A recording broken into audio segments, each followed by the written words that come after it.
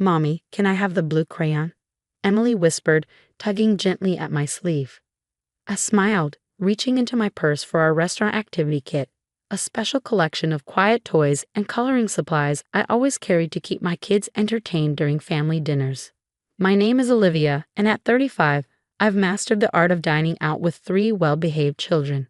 Emily, 7, was carefully coloring her kids' menu, while Max, 5, was solving a puzzle book. Even little Sophie, 3, was quietly arranging her stuffed animals on her booster seat. That's why my sister-in-law Amanda's shrill voice caught me completely off guard. "Oh my God, not the crayons again. This is Bella Luna, not some chain restaurant." She rolled her eyes dramatically, adjusting her designer dress. "Can't you control your children for one evening?" I took a deep breath, maintaining my composure. "They're being perfectly quiet, Amanda. They're just coloring while we wait for our food." My mother-in-law, Margaret, chimed in, her voice dripping with disdain. "Darling, when Amanda was young, she knew how to behave in upscale establishments. Perhaps if you spent more time teaching manners instead of whatever this is." She gestured dismissively at our activity kit. I felt my cheeks flush but kept my voice steady. "My children are well behaved. They're not disturbing anyone." The truth was, this dinner was already tense before we even arrived. It was supposed to be a celebration of my father-in-law's retirement, but like every family gathering since I'd lost James 2 years ago, it felt more like an endurance test. My late husband's family had always been particular, but without him here to run interference, their judgment had become increasingly harsh. "Well," Amanda sniffed, checking her reflection in her phone camera, "when Thomas and I have children, they'll know better than to turn fine dining into a daycare center." Just then, Sophie accidentally knocked over her water glass. It didn't spill on anyone, just a small puddle on our own table, but Amanda leaped up as if she'd been scalded. "That's it," she screeched, drawing attention from nearby tables. "I can't take this anymore. You and your unruly children need to leave. Now." Emily's lower lip trembled as she carefully put down her crayon. Max clutched his puzzle book to his chest, and Sophie's eyes filled with tears. "Amanda, lower your voice," I said firmly, reaching for napkins to clean up the small spill. "You're the only one causing a scene." "No, Amanda's right," Margaret declared, lifting her chin. "This is a high-class establishment, not some playground. James will be mortified to see how you've let things slide since." She paused, her implication clear. "Since he died." My father-in-law, Gerald, sat silently, staring at his menu, while Thomas, Amanda's husband, suddenly became very interested in his phone. Neither man was willing to stand up to their wives, even for their grandchildren, niece, and nephews. I stood up slowly, my heart pounding but my voice steady. "We'll leave, but not because we've done anything wrong. We'll leave because I won't subject my children to this kind of treatment." As I helped Sophie out of her booster seat, I saw a familiar figure approaching our table. Marco Salvatore, the restaurant's owner, was walking toward us with purpose in his stride. I'd never spoken to him directly, but everyone in town knew his face. "Is there a problem here?" he asked, his Italian accent warm, but his eyes serious. Amanda straightened up, adopting her most charming smile. "Oh, Mr. Salvatore, we're so sorry for any disruption. We were just explaining to my sister-in-law that this isn't really an appropriate place for small children." Marco's expression shifted as he looked at my kids, then back at Amanda. "Not appropriate? That's interesting, considering these children have been here many times before." Margaret's perfectly penciled eyebrows shot up. "That's impossible. We're regulars here, and we've never seen them." "No," Marco agreed, "you wouldn't have. They usually come for lunch with their father." He turned to me, his eyes softening. "You must be Olivia. James spoke of you often." The mention of my husband's name made my heart catch. You knew James?" Markham nodded, pulling up a chair to join our table uninvited. "Knew him? Signora, your husband saved this restaurant. 10 years ago, when the bank was ready to foreclose, James structured a deal that kept us afloat. He believed in our vision when no one else would. He never wanted recognition, said the food was all that mattered. He smiled at my children. He used to bring Emily here when she was just a baby, said the smell of our bread reminded him of his grandmother's kitchen. I felt tears pricking at my eyes. James had never mentioned this. It wasn't his way to brag about helping others, but it was exactly the kind of thing he would do. Marco continued, his voice carrying clearly to nearby tables. These children will always belong here. Their father helped ensure this place would exist for them to enjoy. He turned to Amanda and Margaret, his expression cooling significantly. Perhaps it is those who judge children for their natural joy who do not understand the true spirit of Italian dining. In my country, family is everything. The silence that followed was deafening.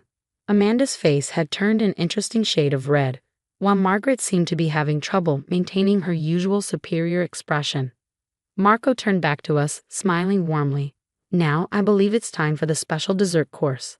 Emily, would you like to help me in the kitchen? Your father told me you love to bake. Emily's face lit up as she looked at me for permission. I nodded, watching as Marco took her small hand and led her toward the kitchen, Max and Sophie following excitedly behind. Left at the table with my in-laws, I felt a strange sense of peace. You know, I said quietly, James always said this place felt like home. Now I understand why. The atmosphere at our table shifted dramatically after Marco's revelation. Amanda sat in stony silence, aggressively stabbing at her pasta, while Margaret seemed to have lost her appetite entirely. My father-in-law, Gerald, however, had tears in his eyes. I remember when this place was just a hole in the wall, he said suddenly, his voice rough with emotion. James used to bring takeout from here every Sunday when he was working late on their refinancing deal. He said the owner reminded him of his grandfather. It was the most Gerald had spoken about James since the funeral. Just then, my children returned from the kitchen, their faces glowing with excitement and dusted with a bit of flour. Mommy, Max exclaimed, trying to keep his voice at what he called his inside level despite his enthusiasm.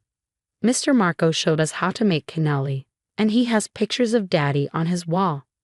Sophie nodded vigorously, clutching a small paper bag. He gave us cookies, special ones. Emily, ever observant at 7, looked between the adults at the table before adding quietly, "There's a plaque in the kitchen with Daddy's name on it. Mr. Marco says he was a hero." I watched as Margaret's perfectly composed facade cracked slightly. She'd spent 2 years trying to dictate how we should remember James, how we should behave, how we should grieve. But here, in this restaurant she'd tried to make us leave, was a piece of him we'd never known about. Marco returned to our table, carrying a tray of desserts that hadn't been on the menu. These were James's favorites, he said, setting them down. He would order them every time he came in for our Friday lunch meetings. Friday lunches? I asked, surprised. But he always said he had client meetings on Fridays. Marco smiled knowingly. He did. But he also made time to help me with the books, teach me about business loans, show me how to make the restaurant more profitable. He said everyone deserves a chance to build something lasting for their family. He looked pointedly at Amanda and Margaret. All families.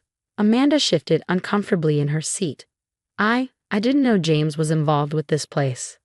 There's a lot you didn't know about my son, Gerald said suddenly, his voice stronger now. He didn't just work at the bank, Amanda. He built relationships. He helped people. He turned to me, his eyes wet. Olivia, I'm sorry.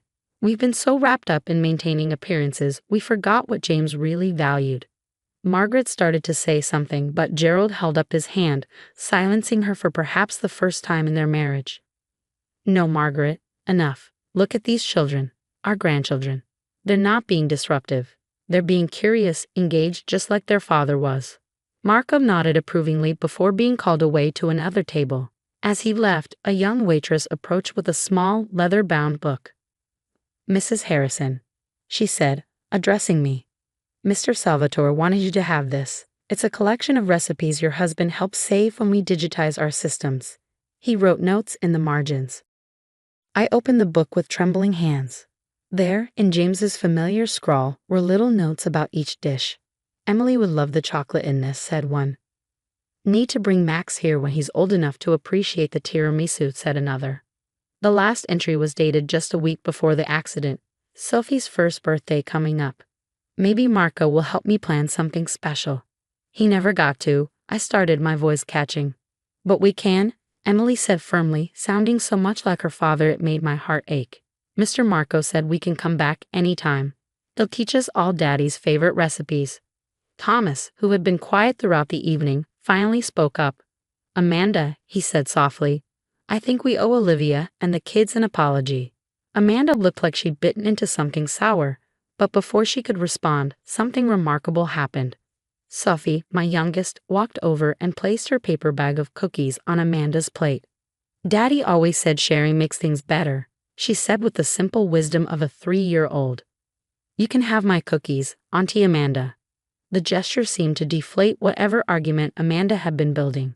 She looked at the small bag, then at Sophie's earnest face, and something in her perfectly maintained facade crumbled. I'm sorry, she whispered, then louder, I'm sorry, Olivia. I've been awful. James would be so disappointed in how I've treated his family. Margaret still sat rigid in her chair, but I could see her fingers trembling as she reached for her water glass. The carefully constructed world she'd built, where appearances mattered more than feelings and propriety trumped family, was cracking at the foundations. Maybe, I said, choosing my words carefully, we could make this a new tradition. Friday family dinners here, in James's honor. The children could learn about their father's legacy, and we could all remember him the way he'd want to be remembered, bringing family together over good food. Gerald was the first to respond. I think that's a wonderful idea. He looked at his wife and daughter. What do you say? Ready to learn what this place meant to James. 1 year later, I sat at our regular Friday table at Bella Luna, watching Emily help Marco knead dough in the open kitchen. Max was carefully setting the table, with Sophie trailing behind him, placing the special children's menus James had apparently helped design years ago. The changes in our family over the past year had been remarkable. Margaret, who had once insisted on formal dress codes and perfect manners, now wore an apron covered in flour as she learned traditional Italian cooking alongside her grandchildren. Her perfectly manicured nails were often dusted with ingredients, and she seemed younger, somehow lighter. Olivia, she called from the kitchen doorway, come taste this sauce. I think I finally got James' recipe right. It still surprised me sometimes, this new version of my mother-in-law. After that first revealing night, she had thrown herself into learning everything about James's connection to Bella Luna. Each discovered detail seemed to crack her rigid exterior a little more, until the real person underneath began to emerge. Amanda had changed too. Her designer dresses were still present at our family dinners, but now they were often protected by one of Marco's spare aprons as she learned the art of pasta making. Her pregnancy announcement 3 months ago had come with a humble request. She wanted her child to grow up knowing this side of their Uncle James. The sauce is perfect, I told Margaret, tasting the spoonful she offered. Just like James used to describe it. Gerald appeared with Marco, both carrying old photographs they had discovered in the restaurant's archives. Look what we found, Gerald said excitedly. James's first meeting here, when he was just starting at the bank. Marco kept everything. The photo showed a younger James, his tie loosened, sitting at what was now our regular table with a much younger Marco. They were both laughing at something, plates of food scattered between stacks of papers. He saw something special here, Marco said, his accent still strong but his English much improved after a year of teaching cooking classes to our family. Not just good food but heart. Family, he understood that's what makes a restaurant truly great. Sophie climbed into my lap, her small fingers tracing the image of her father's face. Daddy's laughing, she said simply. He was always laughing here, Marco confirmed. Even during the hard times when we were close to losing everything, he would say, Marco, as long as there's good food and family, there's hope. Thomas walked in then, carrying a large gift-wrapped package. Found it, he announced. The sign company finally finished it. We gathered around as he unwrapped the present, a beautifully hand-carved wooden sign that would hang in the restaurant's entrance. It read, In memory of James Harrison, who believed in good food, strong coffee, and the power of family. His legacy lives on in every meal shared here. It's perfect, I whispered, feeling the familiar mix of joy and sadness that came with these discoveries about James. Marco beamed with pride. Now everyone who comes here will know his story. And speaking of stories, he waved to his daughter, Maria, who brought out a leather-bound book we had all grown familiar with over the past year. It was our family recipe book, started with James' original notes but now filled with our own additions. Emily's first successful batch of marinara sauce. Max's creative pizza toppings that had actually turned out delicious, Sophie's special way of arranging the antipasto platter. Even Amanda had contributed, combining her flair for presentation with traditional recipes. Time to add another one, Marco announced. Margaret's perfected sauce recipe deserves a page. As we gathered around the book, I couldn't help but marvel at how much had changed. A year ago, this family had been fractured by grief and rigid expectations. Now, here we were, flower-dusted and laughing, united by James's hidden legacy. You know, Gerald said, putting his arm around Margaret, James would love this. Not just the cooking and the food, but this, all of us together, making new memories while honoring the old ones. Margaret wiped a tear with the corner of her apron. He always knew better than us, didn't he? About what really matters. I looked around at our transformed family, Emily proudly showing Marco her perfected dough kneading technique, Max and Sophie decorating cookies with Amanda, Thomas photographing every moment. The formal dinners and stiff conversations had been replaced by something real, something warm. To James, Marco said, raising a glass of wine, who gave us more than just financial advice. He gave us the recipe for bringing family together. We all raised our glasses, even the children with their special juice cups, and I felt James's presence stronger than ever. Not in the formal family portraits Margaret used to insist on, or in the rigid rules of behavior Amanda used to enforce, but in the laughter, the messy aprons, the imperfect but love-filled attempts at recreating his favorite dishes. This was his true legacy, not just saving a restaurant, but creating a place where his children would always belong, where his family would learn to break bread and barriers together, where love mattered more than appearances. And as I watched Sophie attempt to teach Margaret the proper way to twirl spaghetti, like Daddy showed me in heaven, Nana, I knew that sometimes the most precious gifts are discovered in the most unexpected moments, even when they start with someone trying to throw you out of a restaurant.